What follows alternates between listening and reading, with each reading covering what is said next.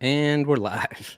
Welcome to Pirates of Finance, where we go live every Friday at 3 Eastern and noon Pacific. We got to start with a disclaimer. Nothing we say is investment advice. Do your own due diligence. Caveat emptor. This show is for entertainment purposes only.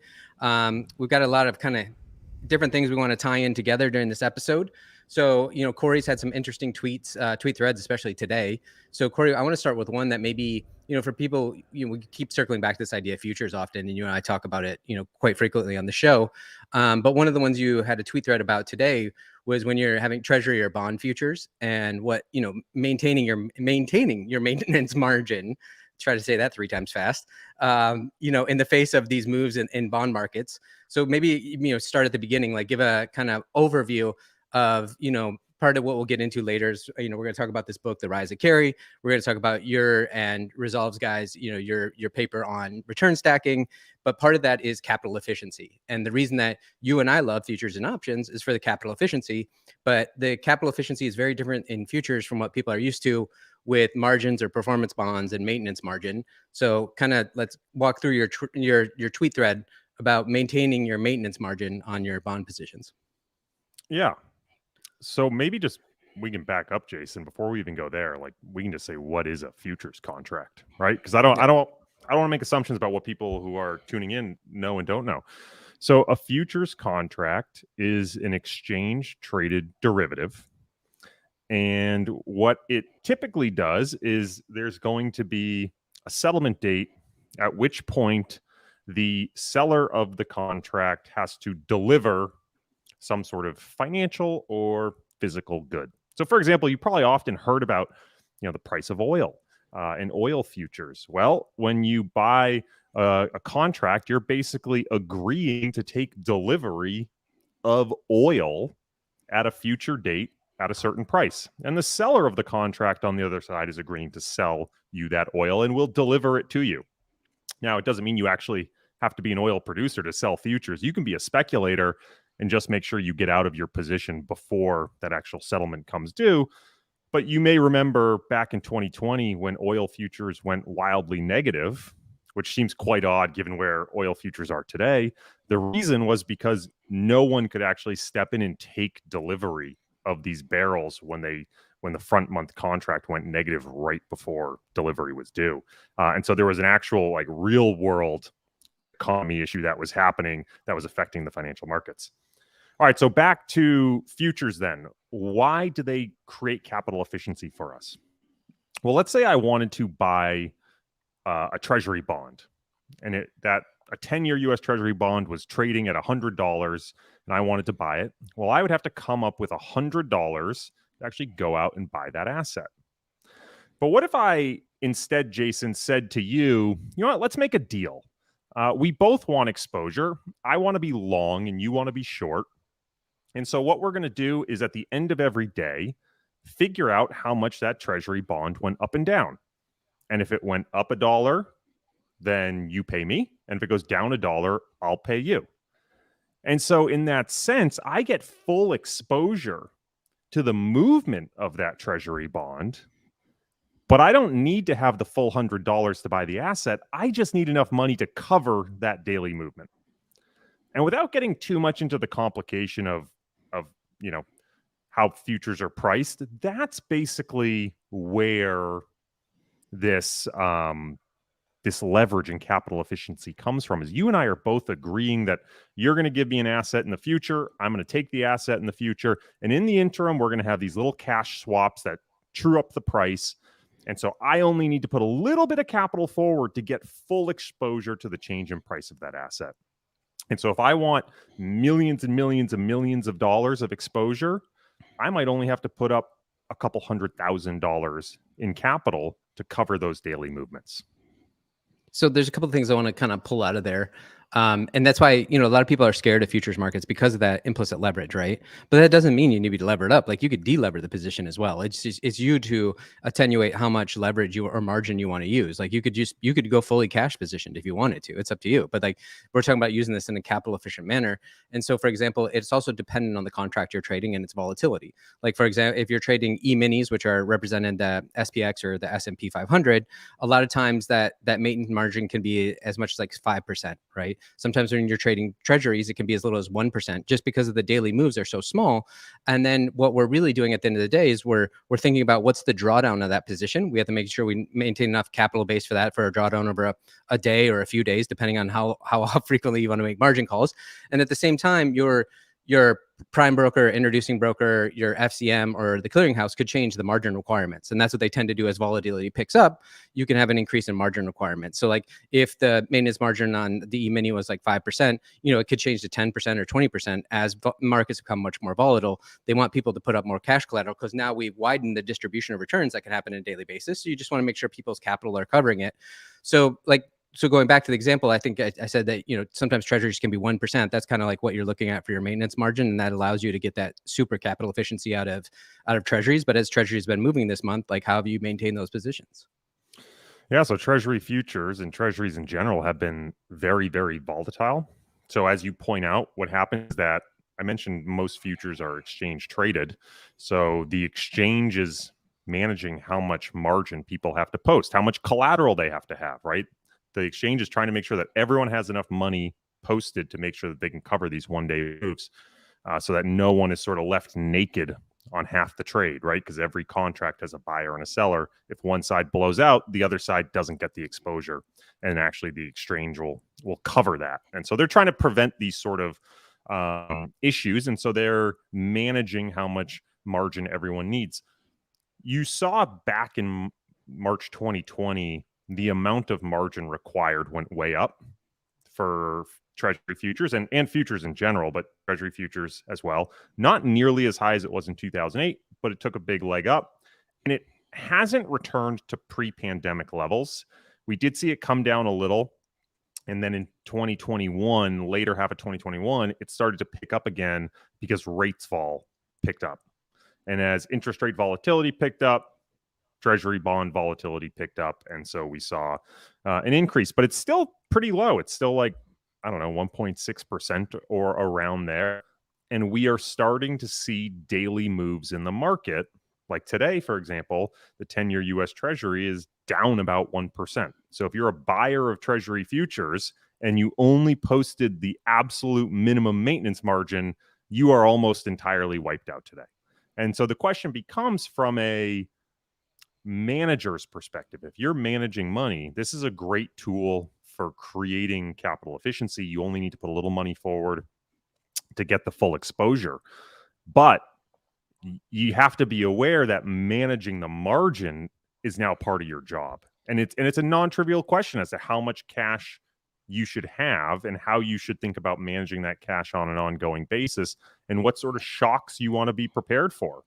Because right, we can look at something like what's the largest one-day rate move over the last 20 years and maybe use that as sort of a threshold of, we need to have as much cash on hand for that. But, well, then maybe you have too much cash that you're using there and you're underutilizing leverage. But if you don't have it there and you have an outsized one-day move, well, you might get wiped out entirely, which is a bad issue. And so managing this cash is actually a really active decision that managers have to make. I mean, I know it's something you guys are looking at constantly. Yeah, that's what, like I said, we basically drawdown managers or margin managers, and the combination of the two. There's a couple other things you said in there I want to pull on. One is, I'm trying to think if I can say this publicly. Yeah, I think I can. It's like the idea of, like you said, he's managing the positions. And a lot of times you can cross margin your positions, which can be both a benefit and a detriment, right? Depending on how you're using capital efficiency, and then are you hedging? So for example, if you had a long S&P position and then you're hedging with puts or a long VIX position, the margin requirements will come down, because the FCM sees that across your book, that's actually an offsetting position or negatively correlated position. And so that's kind of counterintuitive to people, is like, if I put on one position, I have to have maintenance margin. I put on another position, I have to have maintenance margin. But if those two are negatively correlated, I don't need as much margin. And that's an interesting concept to think about. That's why, even though the margin's there, which is dangerous, the capital efficiency is there and the hedges are there. So you can actually use those in a much more prudent way to really to de-risk your book, while using the capital efficiency that allows you in the market. The other one I'm curious that I can't help myself is like thinking about, last few days, like you said, like margin calls and everything is like, does it dawn on you like too, like this, the antiquated nature of it, right? Like how long it takes, like you get a margin call, a lot of times they'll give you 24 hours. It's like in a world of like blockchain and thinking about continuous margin and what happened on the LME with nickel, it's like, why do we not have like continuous margin kind of environments? And then you kind of like blow somebody out, but it's almost like a gentleman's agreement, for lack of a better term, that like they give you a lot of time to make up for that margin.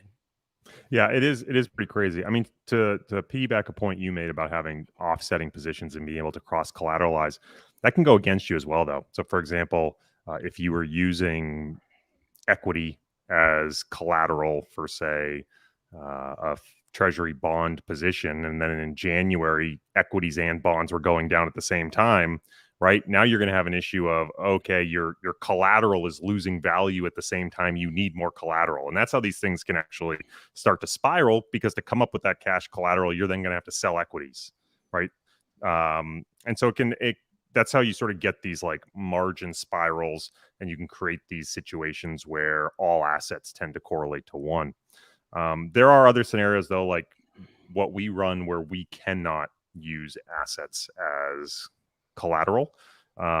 Just happens to be the setup we have. It's not better or worse. It might, in some people say, be less capital efficient than if we could post all of our equity as collateral, but it just is what it is. And so what it means is we try to maintain a certain amount of cash as both the required maintenance margin as well as a bit of a liquidity buffer. And we're long Treasury bonds, futures, and those futures are losing value over the last week, over the last year.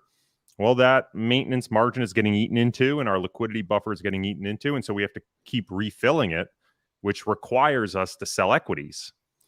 But we can't just sell equities and instantaneously wire that money over to our futures broker account. We have to wait for the equities to settle and the cash to literally be available in our bank account, which is a multi-day settlement thing, right?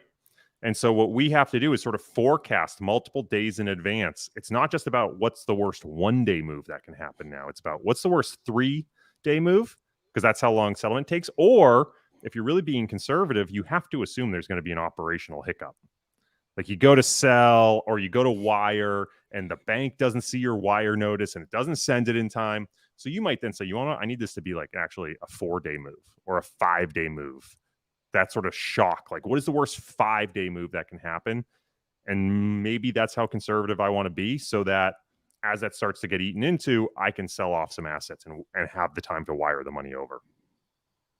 Yeah, I wonder though, the obvious fix for that is also trading the S&P futures, right? Trading the E-mini or something. But if you're using single names or some sort of factor styling, then that makes it difficult, right? And that's the problem, because like T3 and everything, like you're worried about going from, ETF land or single name land and then transferring over to the future side, where like what we do is we do it all in-house in futures. So you have that, like you said, that cross margin ability, which is both good and bad. But I was wondering, I've always wondered, I'm curious your take on this. Like, let's just say you were setting up some form of like risk parity or something, and you were long equities, long bonds, and let's say long some commodities, right? But you did it all in futures. And then we were talking about this idea of maintenance margin, and you're posting your margin. So let's just say you're posting like 10% margin to maintain like notional exposure to all three of those positions. Is that a Telebian barbell because you're sitting on 95% cash? How would you think about that? Right. I mean, I sort of think of it like fully cash collateralized. If you're taking that cash and investing it in something that's at least getting you like, I don't know, the 3-month T-bill rate, which you can probably get with a money market fund that could serve as collateral. You don't need the money market fund. You get that. Yeah. Yeah. I mean, fully cash collateralized futures, if it's $1 per $1, should more or less replicate the underlying, right? So like unless you're really creating gross leverage, sort of depends on how much you're using there. You're sort of just creating the same total return stream, which isn't, I don't think, really the question you're asking. So I would say no, it's not a barbell, just because you have leverage there. But this actually makes me think about, because these are operational issues, I also think about like the long vol side, right? Because this happens with options as well, right? So my setup, for example, is I've got an account that I have as my maintenance margin for futures. I have an account where I do my single name equities, and I have an account where I have all my options. So let's say I'm long puts in that options account. And by the way, people might be asking, why do you have multiple accounts? This is actually what's required for me to run a fund. They cannot be commingled. So let's say I'm long puts and the market sells off hard, and I decide to monetize those puts. Well, we know that once you monetize those puts, like the whole point of using those puts and monetizing them is to be able to reinvest. But guess what? I have to wait for those puts to settle, and then I have to wire the money back to where I want to buy the equity. So the question is, what do you do? Well, one of the things, so we have a whole course of action of like, depending on what's going on in the market and how our positions look, what we would do. So for example, if we have extra cash and we know we're going to monetize, we might buy short-term S&P 500 futures to get the notional exposure we want, wait for the puts to settle. Then when the puts settle, wire the money over, buy the underlying and take the futures off. Right? But these are the things like you have to think about from an operational perspective that when you're running a paper back test, you don't even consider. Corey, why couldn't you buy call options in your options account and just to use that to get delta exposure to the upside? Because the money's not there. Oh, because you said he's got 3 separate accounts. He's moving money around. Think about like if you're like Jack, if you're in crypto, you're on 3 separate platforms. Like you just see the process of moving money around, T3, all that stuff. Like Corey's kind of in a nightmare scenario. This is funny. To me, this is why when people always ask like Corey, is like we should do a day in the life of hedge funds and everything. It's like this is the super boring stuff you deal with. It's a good question, Jack. Right? Like you sell the puts. Why not just turn around and buy the calls? Well, the puts haven't settled. Okay, you don't have the cash to actually buy like deep in the money calls, right? So there's other things that we do. So we might have cash on hand that we can say, all right, we got to look across our entire portfolio, these 3 different accounts, and figure out like, okay, this isn't the account we actually want to do this in, but we're going to go long S&P futures just to get the beta while we wait for the cash to settle so we can wire it back over. And that's a lot of what candidly happens like day to day. That happens more often in like a chaotic period. But like this week, I've spent a lot of time, doing analysis on, wow, we've had a lot of outsized moves in the rates market. What do I need to do to think about maintaining that margin? And is my liquidity buffer correct? And do I need to increase my liquidity buffer? How capital efficient am I being? What if they tomorrow suddenly increase the required maintenance margin? What's my sort of multiple of the maintenance margin at this point? So these are all things that like when you're running money with futures and with options in an institutional setting, you often have to think of. And I know, Jason, this is where you spent years trying to get things set up from an operational efficiency standpoint. Yeah, I don't envy your position because we do it, Jack, across the same book, across the same futures and options book at the same FCM. So I don't have to worry about transferring the money around, waiting for settlement, waiting for cash the way Corey does. What's FCM? Sorry, what's FCM? Futures clearing merchant. So we operate just in futures and options. So it's different from the SEC side. And so you have like these layers of collateral with like your primary introducing broker, then the FCM, the futures clearing merchant, that then goes up to the clearing house. And there's different layers of liquidity and backstops there. And that's kind of what you go through. And so your FCM can monitor your portfolio margin in your book, and they're the one that's determining kind of your margin requirements. And that's why we're able to use the same book to cross collateralize. So we're not worried about it. One of the interesting pieces of that I've always wondered about is like, let's just say you're long a 60-40 hypothetically, and then you're buying puts as protection. And what's interesting, let's say 60-40 selling off, and like on March of 2020, the puts on your book are, going up convexly, and they're going up exponentially, right? So at the same time, they're protecting your book. So as maybe drawdowns and margins are blowing out on one side of your book, you've got this amazing convex cash position that's showing a massive profit on the other side of your book that's offsetting that. What's interesting about that to me is like, technically, you want to, obviously sell at the peak, harvest those long vol positions, assuming you could time perfectly and everything. Then you want to take that cash, rebalance into your 60-40 at a lower NAV point, and that's how you compound wealth more effectively over the long term. That's an ideal scenario. But what's more interesting too to me is like, even if you had those puts on, let's say you never monetize them, right? And vol comes back down and you have a V-shaped recovery in 60-40, it did give you at least the peace of mind not to do anything stupid. So you didn't sell at the bottom and then not get back in for the V-shaped recovery. And those puts gave you peace of mind because as the drawdown happened and margins blew out, it was completely covered by the puts. So it's an interesting, to me, thought of experiment is like, even if you didn't take advantage of monetizing and rotating from your puts back into your 60/40, you at least didn't do anything stupid in the 60/40 because you had peace of mind because the explosion in the value on the put side. Like, Corey, you see what I'm kind of saying with that, or is that? Yeah, absolutely. And I think that's right. If it can prevent a behavioral bias and prevent people from doing the wrong thing at the wrong time, I think there's also the aspect of, right, if you can cross collateralize these assets, right, and the value of those puts can be used as collateral for other levered positions, right, it can literally prevent you from getting blown out. Yep. Right. But again, it's going to depend on your operational setup. I have never heard, though I'm sure some institutions have it, of being able to use long option positions as collateral. But I don't see why, like, as they get more and more in the money, they couldn't be used as collateral. Someone would surely consider it collateral. Yeah, that mark to market's a positive P&L on your book that's offsetting the other requirements of your book. So Right. it does cross pollinate. The reason I want to talk about this in general, and this ties into your return stacking and everything, and so we're dancing around return stacking, but I wanted to talk about this book, The Rise of Carry. Oh, it's book report time. Book report time, which I'm not happy with you deciding I had to do a book report today. But it's by Tim and Jamie Lee, father and son, and Kevin Calderon. And I thought, I'd listened to them on podcasts and everything. I didn't think I needed to read the book because I thought it was right up our alley and just confirmation bias for us. But reading the book, I thought there was a lot of nuance and everything, and I thought it was definitely worth the read. So some things I'll draw out of there is actually, to me, it was a modern interpretation of Hyman Minsky, even though they don't mention Hyman Minsky at all in there. So if you want to study kind of Hyman Minsky and credit cycles and bubbles and Ponzi economics, I highly recommend it. But the quote Hyman Minsky has is so good, that is, stability breeds instability. And that's obviously a mind fuck to kind of wrap your head around, but we'll kind of go into like what happens and how that kind of takes effect. So the idea for a carry trade, like, what is a carry trade? Obviously, positive carry means like you're accruing income, is like you're just getting paid to hold the position. So let's start, you're getting paid to hold the position. They argue that usually a carry trade is a levered trade as well. So they're adding leverage to that position. It's implicitly a short volatility trade. Meaning, you want everything to kind of stay the same. If volatility comes in the markets, it can mess up your position. You might lose money. So it's inherently a short volatility trade. And part of a short volatility trade, which is a mean reverting or convergent trade, is that's a liquidity providing trade. You're providing kind of liquidity of the market, almost like a buy the dip mentality. So it's a liquidity provider to the market. And then what happens is you get kind of feedback and extensions of these positions, is they kind of feed upon themselves. So, okay, what's some examples of this position? So traditionally, we talked about carry trades in FX.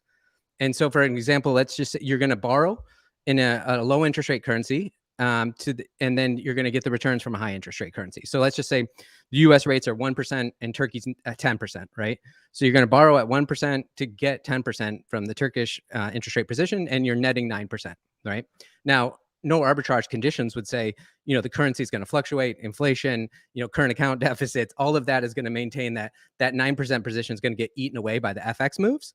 But that's in a textbook no arbitrage condition. Now, the other idea is like, okay, 9% is a great return. And, they're talking about leverage. So what happens is typically is somebody will have a book of FX positions. So they'll borrow in multiple currencies and lend in multiple currencies. So let's say they're borrowing at a blended rate of 3%, they're making 6%, so that delta is 3%. So then they're usually going to then employ some leverage, maybe 5 to 10x leverage, to make it a sexier return. And that's where the leverage comes in to kind of carry trades. Now, the idea, like we said, no arbitrage condition is like the profits on the interest rate differential should be eaten away by the high interest rate currency, obviously devaluing over time against the low interest rate currency. But what can happen is when these positions start to get established and more players come into the market, it creates this feedback and extension.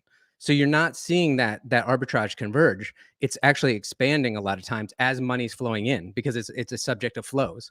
So as the position starts to get more and more popular and more money's coming in, then people are looking at the back test. It starts to look better and better. And so then every marginal buyer coming in is eventually going to be a bag holder, because eventually this leverage and this position builds so much on itself that it collapses, and then we have a carry crash. And so what's interesting about this, I think, is that there's multiple levels to this game, and that, when you're a Turkish citizen, right? These things can last a decade.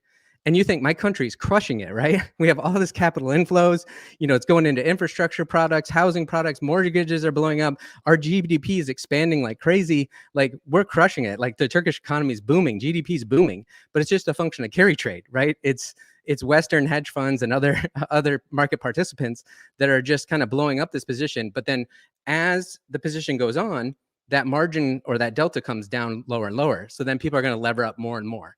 And so this is the idea of Hyman Minsky: stability breeds instability, right? As the position goes on, the returns look great, especially on a back test. More and more people come in, the margin compresses. So then to get the same amount of return, you're going to have to use more and more leverage.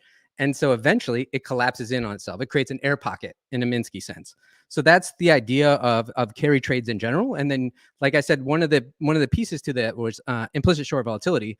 So they would also argue that volatility selling is another carry trade. So like if we move beyond FX, if you have any other sort of trade like volatility selling, like selling options or going short the VIX futures instruments, that the more people that go into that, the more and more it suppresses volatility. Stability breeds instability, and eventually you have a vol spike like Volmageddon of February 2018, where it blows out those positions completely, and the people that are levered up just they get carted out. So I want to stop there, but like just to give you like the general idea of that, just to kind of get your take on that, and then we can go on. I think there's multiple roads of like implications from like carry trades and on a global sense that are kind of fascinating. So I remember reading this book in, I think it was summer 2020, which was like a perfectly timed post-March 2020. Like this book hit shelves at the exact right time. From a quantitative perspective, I struggled with this book, not just from like the figures and diagrams, but if you ask me what is carry, I would say carry is the return that you earn when price doesn't move, right? So in a stock, your carry is the dividend payment. In a bond, it's the coupon you earn. They sort of like use this word carry in a more philosophical sense, right? And to them, carry is encapsulating all of this. Yes, it's sort of like it's a short ball play and it's a long leverage play and it's a self-reinforcing play, which isn't true about like the strict definition of the word carry, right? Carry just is like, again, it's the return you get, assuming price doesn't move. But in the real world, this is how carry behaves, I think is sort of what they're saying. And they're arguing that the whole market has become a carry trade. And I sort of struggled with it. And again, it's been 2 years since I really thought about the book.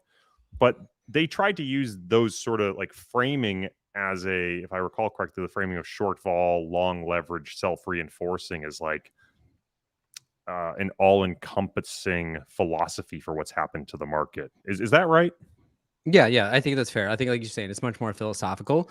And the danger is for like you and I, it's a lot of confirmation bias the way we think about things. And your great paper on liquidity cascades.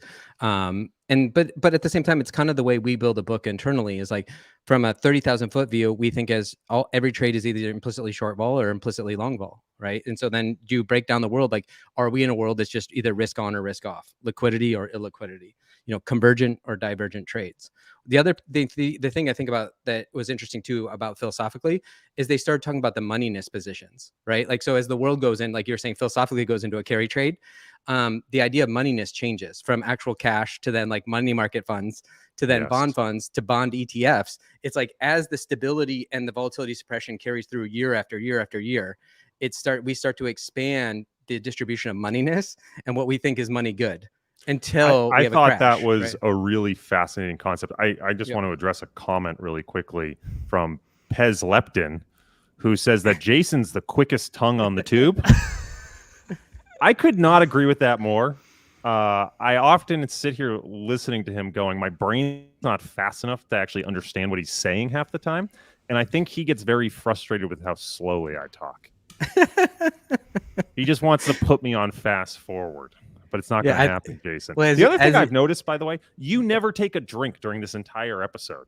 I go through like 3 glasses of water. Corey, that may think- be true, but I noticed I it think- because Jason, when he drinks it, he drinks from Liquid Death, the water, which he's That's really right. proud of. Well, he's trying to get the branding. Yeah. We want to be sponsored by Liquid Death. Yeah, sponsored by Liquid Death. But speaking of, sorry, real quick, shout out to one of the other comments, and you got to love the names. Dub the Denkist wrote sand piles, and that's that's the emergent property of sand pile. Like it's that one piece of sand causes the collapse, and like you've talked about, we talked about COVID-19 was the exogenous event, but there was endogenous leverage and liquidity issues that set off that all the sand structural pile. fractures that had sort of created over time as a one grain of sand that set it off. Jack, you came in. You had a question? Yeah, we got a comment from Brady Niels who says, selling puts and covered calls for premiums are the way to go for BTC cash flow. So that's basically selling volatility on crypto where another carry trade. That's the perfect example of a carry trade. So, but part of it too is, so we'll get into other things, but one of the things they put up in the book too is that the Fed is essentially doing a carry trade as well, right? As soon as they started buying in, wait, I know why I wanted to actually interrupt. Okay. Hold on, I'm really sorry. You were talking about the moneyness, and that I do remember that's really thing interesting. sticking with me. Yes. Because for me, one of the things I have looked at a lot is the growth of target date funds. And so I didn't realize, because I came into the industry 2007, target date funds back in the early 2000s were like a sub $10 billion industry.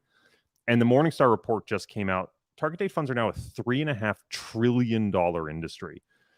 And so when you talk about sort of the moneyness, right, that sort of self-reflexivity of continued moneyness of the markets, what's considered money good, as more and more people use their 401k as a savings vehicle because they're not getting anything from their bank account, how does that create sort of this potential reflexive wealth effect, right? If the market starts going down and people see their 401k going down, is that going to curb their spending, which is going to hurt corporate earnings, which hurts stock prices, and it becomes this sort of pro-cyclical spiral, and vice versa on the way up, right? People feel wealthier as the market's going up.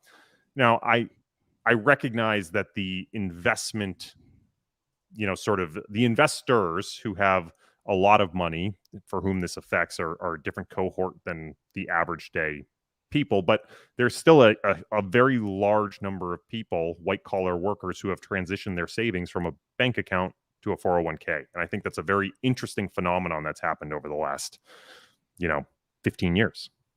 There's a couple of things you said in there. One is, if I look at boomers, like my parents, their retirement, their 401k, they still have these latent effects of maybe 6 to 8 choices, right? If I go out to Gen Z or millennials and I said, show me your 401k, they're like, they have 0 choice. It's just target date only.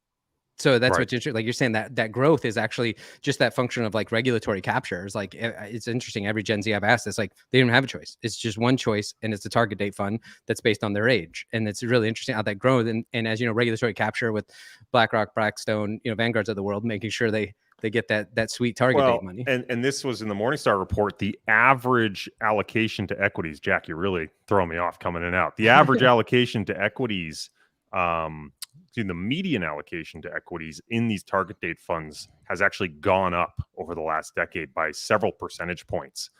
What's happened is there used to be this idea of a glide path in a target date fund that would take you to retirement. And the new model has become a glide path that takes you through retirement. And those glide paths that take you through retirement hold more equity on average longer. And so you've actually seen the demand for equity in target date funds has gone up in the new style of target date fund. So just an interesting anecdote of, again, there's the same amount in theory, the same fixed number of shares out there, but an increasing demand from people who are transitioning their savings to a 401k, and those savings vehicles increasing the amount of equity they want to hold. And then to clarify, when we say like moneyness, another way of saying that is a collateral, right? You expand your collateral base. Right now, you can use, like you said, your 401k for collateral, and the amount of loan to value you can get against that collateral is likely being higher and higher than normal, because the perceived moneyness is it's money good. Like, for example, I'll give a random example. I remember like 2005, I could use my art collection on my net worth statement when going for a bank loan for like a commercial property, right? Try using that in 2010. What did you have in your art collection? Wait, hold on. We're not skipping by this. What was in your art collection? We're not going to talk about this, Corey, but it's interesting when counts can I use my NFTs? Yeah, no, you could. That's what I'm saying. That the moneyness should expand there, right? And they'll just give you a haircut. Like it was 70 cents on the dollar for the art collection. And you and I were texting the other day about Nexo and other people about to roll out, NFT loans. So it's just a matter of time before the moneyness expands. And that's what we're talking about. The carry trade is like that stability breeds instability. The longer this goes on, the more vol suppressed, the more rates come down, the more things expand into moneyness of what's money good until the crash happens. And then everybody wants cash, right? And the idea of moneyness completely goes away for your collateral. So there's other directions. And you started to get at one of the ones I wanted to talk about was like the moral hazard. Thank you. I keep interrupting you, but I keep noticing these things. We were talking about because you're talking so fast. I'm not even listening. I'm just looking at what's going on the screen.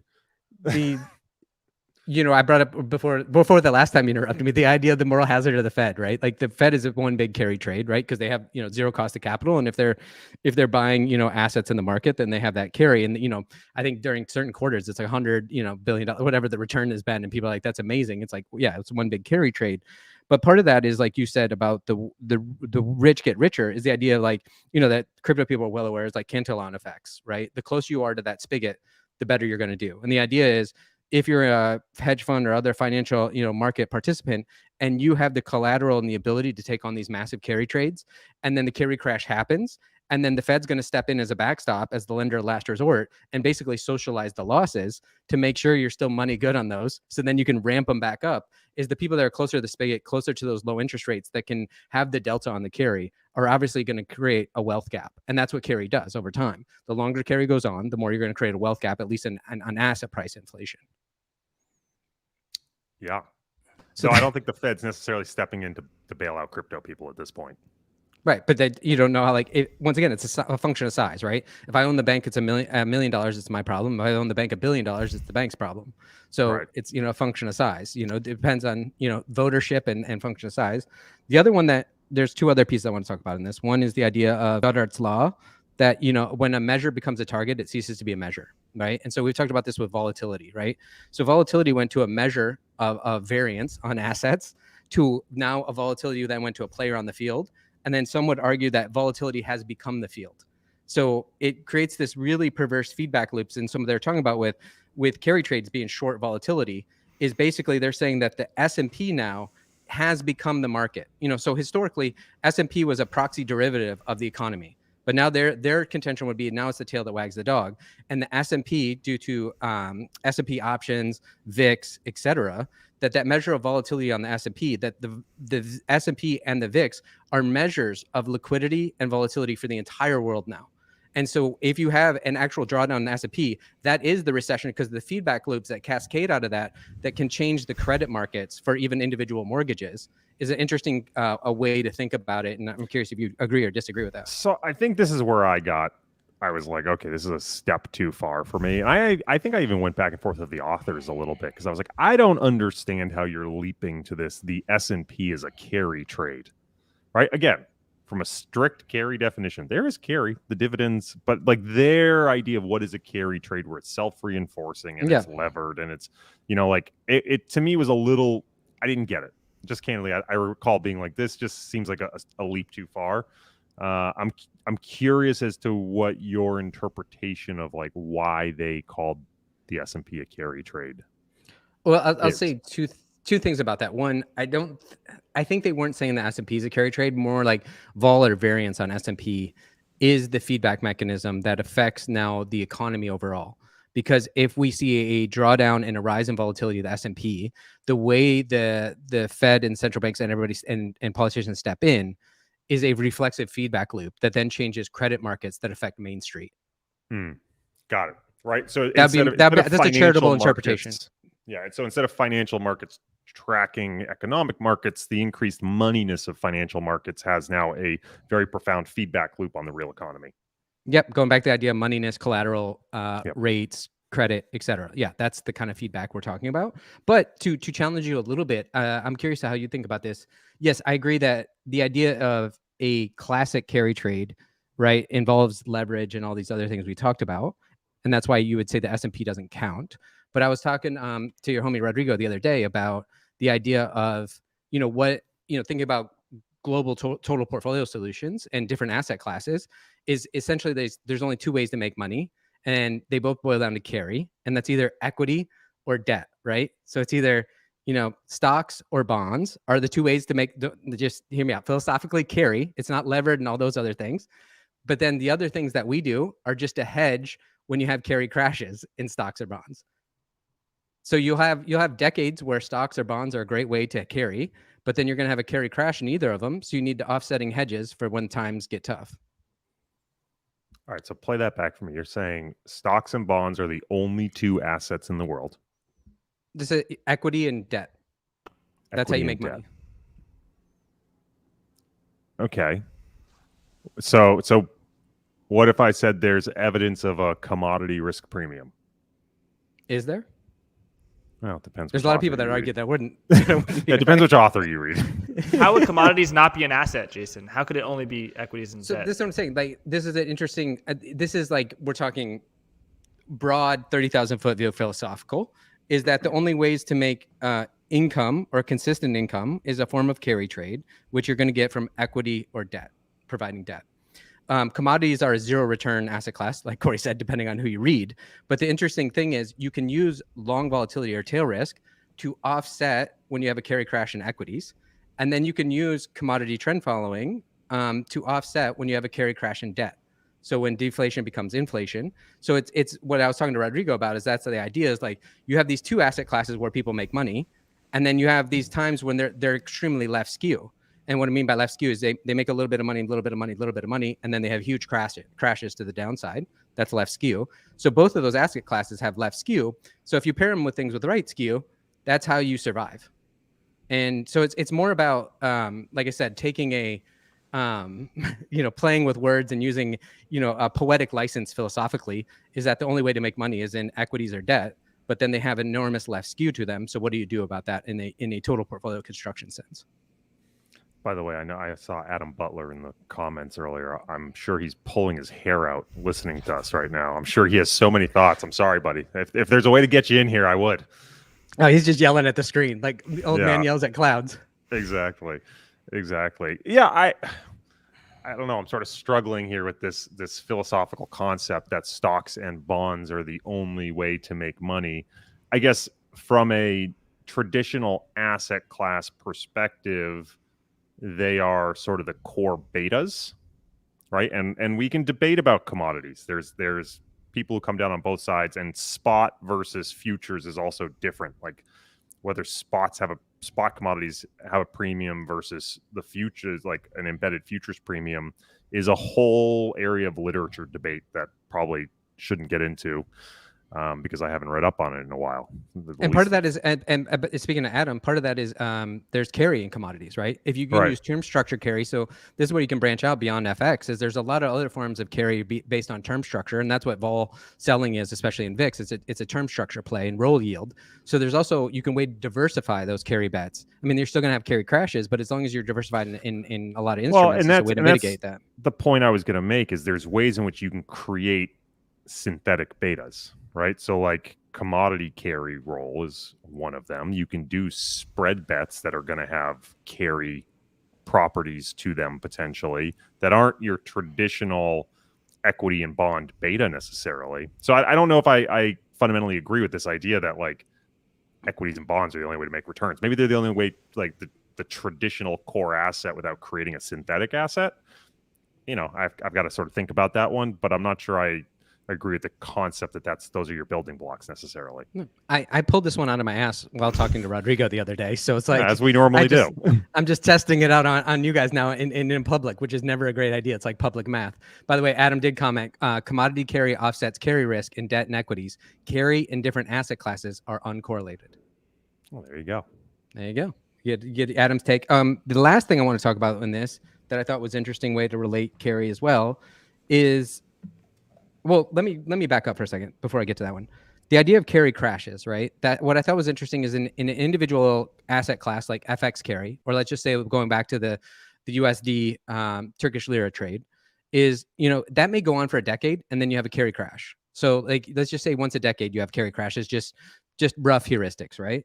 But then they get into in the book what would be an anti-carry environment, right? So if we just keep going through these carry environments where carry builds up it crashes, maybe the Fed or somebody else steps in, carry starts again, and we just keep successively going to higher and higher bubbles, right? Whether it was, MBS to then, on to whatever's next, to whatever's next, to next, to next, right? And the idea is like we just keep, tranching up these ideas of carry, but each one of those individual asset classes like crashes once a decade.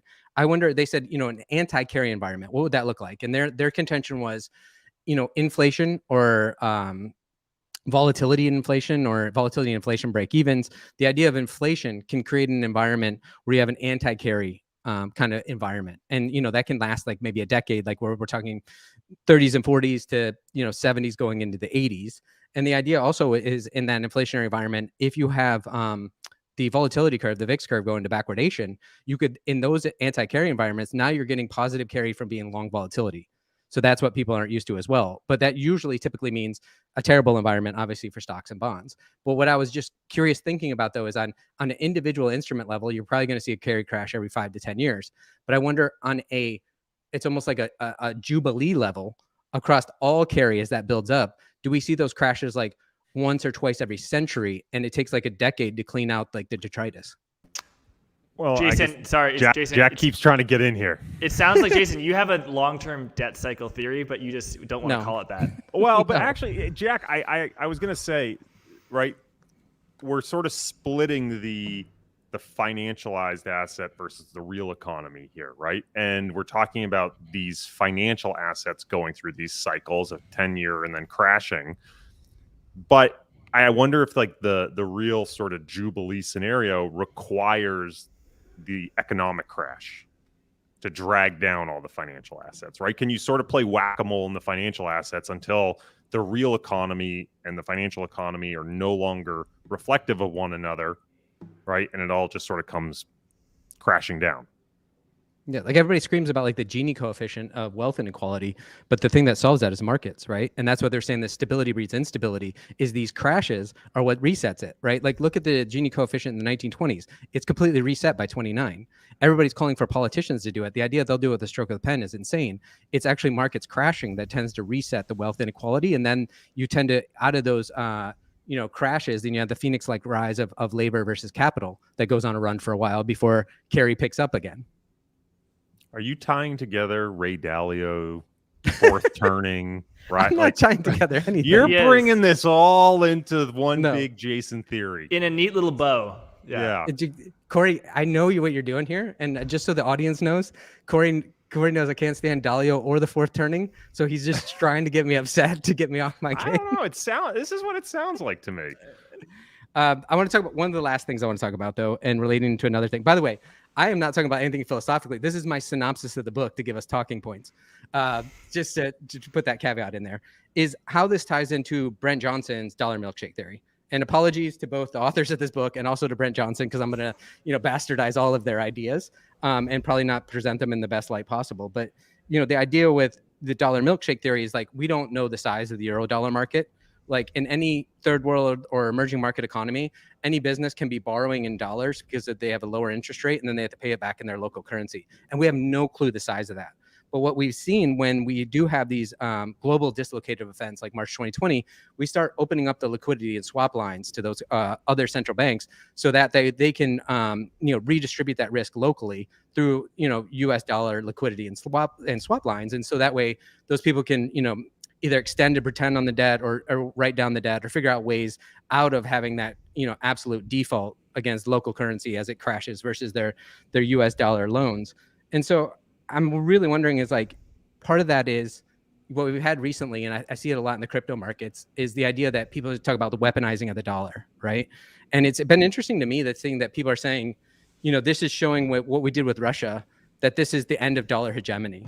And it's really, I find it fascinating, like to me, like yelling at the screen, speaking of Mike Ippolito, which is, I know Mike's not watching, but I'll just pick on him because I know he can take it, is that he's part of the people I've seen talking about this recently, is like this is idea that this is the end of the dollar. And I think it's really interesting is like, whether it's, Pax Romana or Pax Americana or dollar hegemony or British pound before that, and, we all know the history of it, is like, the idea is eventually it's a tautology that eventually dollar hegemony will end.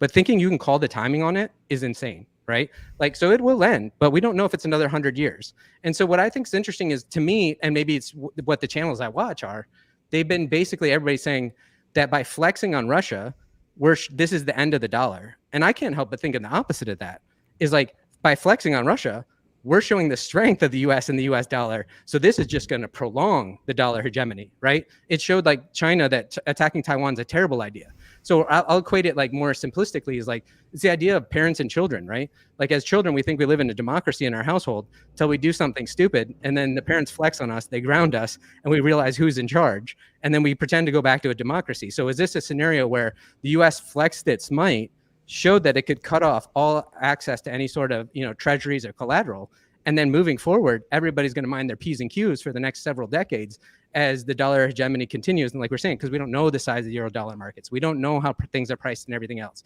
And so people bring up even, Saudi Arabia recently talking about doing oil trades in yuan. That's laughable for multiple reasons. One is the real and the yuan are pegged to the dollar, first of all. Second of all, it's once again, Saudi are acting like a bunch of children, and they're trying to flex and say, hey, we could do this in tiny increments, not realizing their entire protection comes from the US. So like, these things are like, they're inconsequential, really. Yeah. So first of all, again, you're talking like a guy who loves macro. So this is great. I love this, because this is 100% what you hate. And it was something I was laughing about this week, because Russia announced that it would take gold from unfriendly countries and Bitcoin from friendly countries. And of course, I was sort of having a chuckle about how I'm sure Bitcoin proponents were trying to find a way to use that as pro-Bitcoin while not sounding pro-Russia in this sort of political environment. I think it is, again, helpful. I don't want to make any assumptions about the knowledge of listeners or viewers. This whole petrodollar system basically comes from what? I don't even remember when it was, because my history is awful. But the petrodollar system that we're talking about here comes from the agreement that oil would be bought in dollars. In I think it was Saudi Arabia or whoever the primary exporter is in the region. I'm getting my history wrong, but it basically forced the entire world to have to use dollars and maintain dollar exposure to buy oil. The argument here is by financializing the financial system, by weaponizing the financial system, it's going to make people seek X dollar methods for getting commodity access. I think the part that's missed there, or the open question for me, is that's all well and good, but commodities are still a physical good. And the transportation of physical goods requires a naval fleet. And the only naval fleet in the world that really matters is the United States. And people point to China, and look, I am no military expert, but you look at the naval power of the US versus China, and they're leagues different as far as I can tell. Now, again, I'm not a naval expert, so I could be completely wrong on that. But the US patrols all the world's major waterways. The US prevents all sort of piracy from happening. So I guess the question is, what if the US says, fine, you want to stop doing it in US dollar? Good luck protecting your own ships. Right? What happens then? So we have this interesting sort of potential, and I don't know that I love it, but the potential to weaponize the financial system as a means of de-escalating real violence. Yeah. Right? Because everyone's forced to use the dollar, and it's backed up by our military might. That if people don't use the dollar, we're going to stop protecting the world. So, now we do have this issue of it is playing a gamble of if we continue to offshore, which is sort of required in this model, it does make us very vulnerable if we're go to war with China, for example, and we do all of our manufacturing out of China. Like, that is a big problem for the US that we have to consider from a defense standpoint, that our financial system is sort of at odds with. But if we can use the financial system as a first line of defense, it's an interesting way of modern warfare being committed. Yeah, I think you nailed it. Wouldn't you rather weaponize financial instruments than kinetic, boots on the ground and people losing their lives? I mean, it's just the question is, over the long run, which loses more lives? It's hard to tell. But like, that's what I'm saying. You and I are global macro guys. I also want to disavow. Yeah, I mean, look, there's a lot of. I want to be sensitive. Like, there's a lot of people in Russia who don't know what's going on, who are probably going to suffer if there's massive economic fallout in Russia. And maybe that's what it takes to get them to rise up, and that's the ultimate end game. But like, it's a tragedy when people are dying anywhere, right? Yeah, and also I do want to point out, I can't help myself, just given my family history, the idea that we don't have an American manufacturing. Yes, we don't manufacture widgets that we can sell, cheaply at Walmart, but we do have high level manufacturing of like machine tools. That's what my family's been in that business for actually generations. And the idea we're just competing with Germany why at the you're high so end. handsome. Yeah, Gene that's the therapy. high end, the high end machine tools. The idea of like that we actually do high end manufacturing really well, and we compete with Germany on that front. What we outsourced is like making 15-cent widgets. That's not necessarily what we do well. That high end piece, and we're reshoring a lot of that too. But that's neither here nor there. And the reason why we're joking about me hating macro, but saying all this, my point is not that I know that currently this is showing the collapse of dollar hegemony, or like I stated, it's possible it could last 100 years. The point is, I don't know, you don't know, and nobody knows. But everybody loves a good narrative. And to you and I's point often is like, we have to build portfolios to manage people's savings. And the question is, what if you're wrong? And that's what's more important to me. It's not that I'm going to call, what's going to happen to the US dollar. It's about position sizing and dealing with an unknown future and unknown unknowns. Adam Butler brings up a great point in the comments here. What if it's no longer in the interest of the U.S. to maintain a dollar hegemony, and the perpetual current account deficits required to maintain it? And that is an open question, right? Sure, but that's you're talking decades out. Like, okay, Tina, there's no other alternative, right? So what's going to happen is, let's say you want to say that's China, right? Okay, they have to open up the current account balance, right? They have to run current account deficits. They have to fund the rest of the world. That's going to take decades for that to happen. They have a closed current. Like, what are you going to do? Like, that can happen, and it will happen, but over what time horizon? Well, and the question again goes back to like, why is it necessarily in our best interest, right? And who's making that decision? So it is a very complicated issue for sure. I know Jack is just seething as the guy behind the scenes who loves macro. Jack is just like, please let me say something. Jack, floor is yours. Well, I'm happy to hear you guys talk macro. And Jason, I always knew that you were a macro analyst deep down. You just didn't want to admit it. There's so much to talk about. I think the reason that the dollar hegemony is in the U.S. interest is that the U.S. can essentially print as much money as it wants and not be punished by people dumping bonds and interest rates being forced to go up instead of the Fed being under control. So yeah, I don't really at the moment, maybe if I had more time, but at the moment I can't really fathom it not being in the interest of U.S.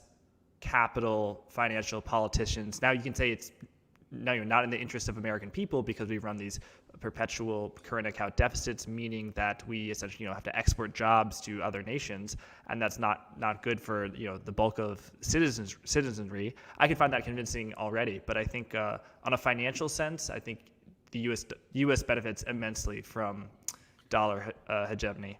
Yeah, so Adam's saying it might be in the best interest of America to help global markets develop into strong consumer-oriented economies. And perhaps, but I would also argue, when you have the U.S., which is a service economy, we need economies that are manufacturing economies to support us, right? So it could be interesting to consider. We pointed out that it's not necessarily the best for, for example, blue-collar workers or manufacturers in the U.S., but given the abilities for the U.S. to print dollars, does it create an appetite for things like universal basic income that is more or less funded on the backs of the rest of the world by forcing them to take our dollars and accepting the fact that we're going to slowly devalue it over time?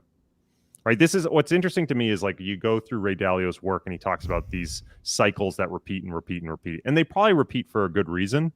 But like to say at any point in time it has to repeat is just as dangerous, or like this is the peak, to me is just as dangerous as saying is this time is different. There's a myriad of future outcomes that could happen.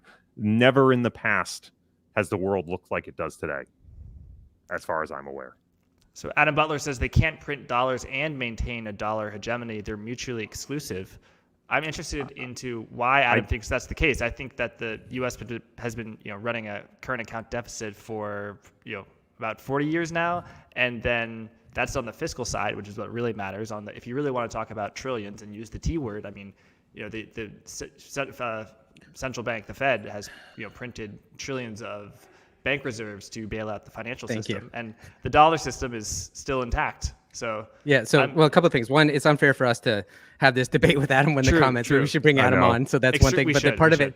But Jack, like you said, I'm glad you redid it that time, because earlier you said they print dollars, and then you just said they print bank reserves, because that's what they actually do. But the other thing to Adam's point is, this is what's unknown, is like, as dollar hegemony is, and you have to be, if we're the global currency of the world and we don't know the size of the Eurodollar market, maybe we're actually providing a lot less liquidity than necessary, because we don't have a number on the tens of trillions of dollars out there in the Eurodollar market. So maybe we're looking to domestically, and thinking about what our domestic needs are, and not thinking, if you're the global hegemony of weaponizing that dollar. Part of that is, during these carry crashes, is that you need to actually supply the globe with liquidity. And if nobody can put an actual figure or pinpoint what that number is, how do you know if we're under or oversupplying the liquidity of the global market? And part of that too is, and people worry about these deficits and everything, is like, it's basically a function, as long as the government's running a deficit, that means the private sector is running a surplus. So you can't get it both ways either. Also, so Adam says because international buyers and owners of U.S. assets need to believe the U.S. will defend the value of the dollar. I disagree. If the U.S. says oil has to be purchased in dollars, and we're forcing the world to do that with our Navy, and the world needs oil, well, then it doesn't really matter. Now, if the world moves off oil, that's another question entirely, but that's not happening tomorrow, right? Doesn't mean the world can't move towards it. But so I guess my point is, like, you can still force the world to take dollars. Is it long-term good from a game theory perspective? It might be a horrible idea. But yeah, and power exists because people believe that power exists. So if Brazil wants to buy copper, it will do from Australia. It will use dollars, and then if Australia wants to buy oil from Saudi Arabia, it will use dollars. So like the U.S. dollar greases the wheels of global commerce worldwide, and no individual actor is big enough to say, you know what, I'm not doing that. It's every country is sort of just a cog in the system. Jason, you're gonna say something? No, that was a great way of putting it, Jack, because like, coming full circle, the idea is like, maybe the argument for petrodollar is not as strong as it once was. And this comes back to the carry trade idea. Like you just said, it's about the financial system worldwide and the ability of creating loans, out of whole cloth, and how you're going to service those loans from local currencies back to the dollar. Is like, that's where you're weaponizing the dollar. It's in the global financial carry trade, not necessarily the petrodollar anymore. So maybe the petrodollar is not as important as it once was. I should point out, we got a bunch of Americans talking about this, so maybe we should get Adam Butler, the Canadian, on to give us a non-skewed viewpoint. Yeah, Canadian and came on. Like, does that count? Yeah, well, it's enough. Adam, he made a point about foreign holders will want to see fiscal responsibility from the government and the Fed in order to buy bonds. And we saw that China has massively divested from U.S. Treasuries starting in 2014. Lynn Alden and Luke Roman have made that point. But to Jason's point, just because that has happened, that maybe means we're in the middle, we're at the beginning of the twilight of the petrodollar system. That still means it could last for 30 more years, or it could last for 30 more days. We just don't know. Well, then again, I'm saying like that we've stopped defending the dollar. I think then that's an argument of, what do you think defending the dollar means? And so that it's more of an argument about semantics necessarily. What defense of the dollar means. Volcker argument about what they did right back then to defend the dollar on the world stage. That's one view of what happened. I'm not sure I agree with it. Right. But you want to know what defends the hell out of a dollar? Warships. Like, again, I just keep going back to, we have the largest Navy in the world. No one even comes close. Physical goods have to be transported across waterways. I don't know if there's any other choice. If we say the world needs to use dollars, I don't know if there's any other choice. Yeah, and also, well, if I want, go ahead. Okay, yeah, the lasting power of the dollar and the strength of the dollar in terms of financial terms are different things. Like, the DXY could be at 70, but everyone foreign countries love using the dollar, everything's great, and it lasts for 100 more years. Likewise, the DXY could go to 140, and that could facilitate a squeeze that actually impels and motivates people to move off the dollar. So just because, we're in a strong dollar system, it's at 140, that means the dollar could be 5 years away from going the way of the dodo bird. And if the DXY is at 60, it could last forever. So we just don't know. I also make the point that, Jason, you said we don't know the size of the Eurodollar system. We don't know how much money there needs to be printed to save it via swap lines. I would agree with your first statement, but I'd say we know how much money we need to save it. However much money the Fed used in March 2020, because we didn't have a Eurodollar crisis, and I think that I think that if the Federal Reserve follows the rules of print enough money extend enough swap lines to foreign nations and continue to do so until the OIS spreads and the TED spread go back to a certain level. If they do that, I think it is impossible for there to be a crisis. Well said, Jack. And are you saying something sacrilege? Are you saying the Fed actually may have done a decent job? I actually think it did. Yeah, I've been talking to Nick Timmerose from the Wall Street Journal, who's pretty plugged in. I'm talking to Fed guys. So I've been talking to people who I generally have the view and becoming friendly with the view of people who I interviewed recently. So yeah, I would say yeah. And if I want to make Adam's head explode, I'll just talk. I can talk about more Mosler's ideas around monetary operations, and Adam would lose his mind. But the point is, what we're all saying is that I think we're trying to say this is why I don't like global macro, and nor having these discussions is like there are very strong arguments by very intelligent people on either side of this debate. And the question is not necessarily who's right over what time frame. How do you structure your savings to maintain no matter what happens in the world moving forward? Those are the more important questions. Is the F of X. Like, what are you going to do about it with your savings? And what if you're wrong? You can't be 100% certain of anything moving forward. Jason, you say you don't like global macro, but this is the most I've seen you smile ever. I think on that note, that's where we got to end, because you can see Corey's completely checked out. Yeah, Corey's completely checked out. We didn't talk about return stacking at all. No, that's how we should do it. Yeah. I think, we'll talk about it next time. Oh, by the way, I am going to be on vacation next Friday, so it will be just the two pirates themselves, Corey and Jason. Just the two of us. Yeah. I don't know if we can hold it down. No, you definitely can. We can't. That's not true. We need adult supervision, Jack. That's right. Okay, cool. Corey, you wanna say goodbye to us? Oh no, Jason, you bid the audience goodbye.